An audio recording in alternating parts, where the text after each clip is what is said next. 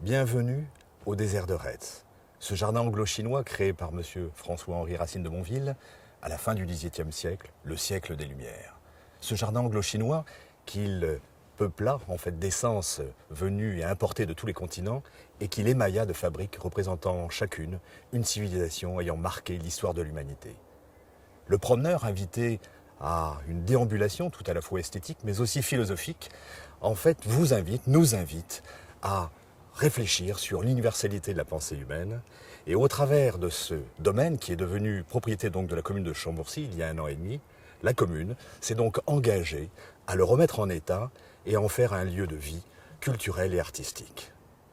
Plutôt que de vous en parler plus longtemps, nous allons écouter François-Henri Racine de Monville nous parler, lui le fondateur d'Eugénie, de cet espace qui vous invite à une sorte de quête intérieure. Le 22 septembre 1774, moi, François-Henri Racine de Monville, entreprends la réalisation d'un jardin anglo-chinois qu'on nommera plus tard le désert de Retz.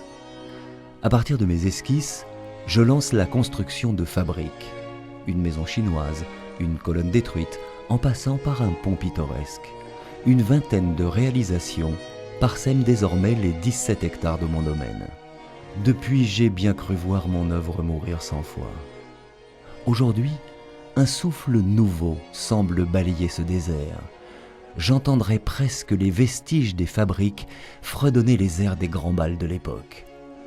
L'église gothique ruinée respire les effluves des frênes et des érables. La glacière en forme de pyramide se réfugie à l'ombre des sycomores.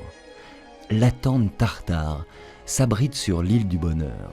Le dieu Pan reprend ses quartiers et le temple du repos retrouve sa plénitude.